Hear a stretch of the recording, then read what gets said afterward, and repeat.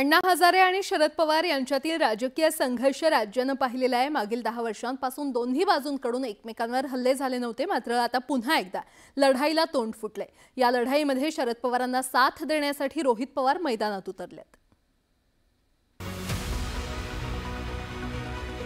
अण्णा हजारे हा विषय आता संपलाय अशी टीका शरद पवारांनी केली होती।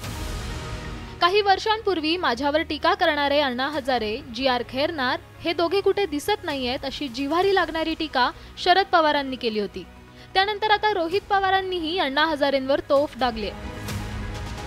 2014च्या आधी अण्णा हजारे टक वाजलं तरी आंदोलन करायचे असा टोला रोहित पवारांनी लगावलाय।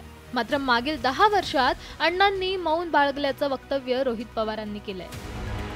तर अण्णा 10 वर्ष काय करतात हे बघावं लागेल। 2014च्या आधी अण्णांच्या बद्दल आदर आहेच, पण 2014च्या आधी टूक वाजलं तरी ते आंदोलन करायचे। तेव्हा नागरिक म्हणून ठीक आहे, महत्त्व वाटायचं, चांगली गोष्ट आहे, लोकांच्या वतीने कुणी सामाजिक दृष्टिकोनातून तिथं लढतंय। पण 2014 नंतर आपण जर बघितलं तर भाजपचं सरकार आल्यापासून आंदोलन केलंय का, त्यांनी उपोषण केलंय का? रोहित पवारांच्या टीकेला अण्णा हजारेंनीही जशास तसं उत्तर दिलंय। 10 वर्षांनी रोहित पवार का बोलले असा प्रश्न अण्णा हजारेंनी उपस्थित केलाय। मी कुठल्याही पक्षाचा माणूस नाहीये, समाजाच्या हितासाठी काम करतो, त्यामुळे मला संपवण्याचा प्रश्नच येत नाही असे खडे बोल अण्णा हजारेंनी सुनावले। समाजाच्या हितासाठी न काढणं हा दोष आहे। त्यांचे आरोप, त्याचे जे चुकीचे कृत्य बाहेर न काढणं आपला दोष आहे। म्हणून जिथे जिथे मला दिसलं तिथे तिथे मी बोलत गेलो। राज्यात आघाडी सरकार सत्तेत असताना शरद पवार आणि अण्णा हजारे यांच्यात संघर्ष सुरू झाला होता।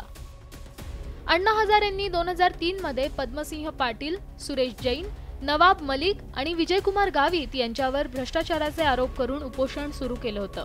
त्यानंतर तत्कालीन राज्य सरकारनं चौकशीसाठी आयोग गठीत केला होता।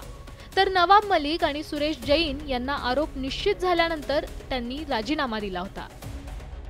मात्र आता सुरेश जैन यांनी राजकारणातून निवृत्ती घेतली आहे, तर पद्मसिंह पाटील, नवाब मलिक आणि विजयकुमार गावित शरद पवारांच्या पक्षातही नाहीयेत। एकंदरीतच ज्या नेत्यांमुळे संघर्ष सुरू झाला होता ते नेते दुसऱ्या पक्षात डेरेदाखल झालेत। मात्र शरद पवार आणि अण्णा हजारे यांच्यातील राजकीय वैर काही संपताना दिसत नाहीये।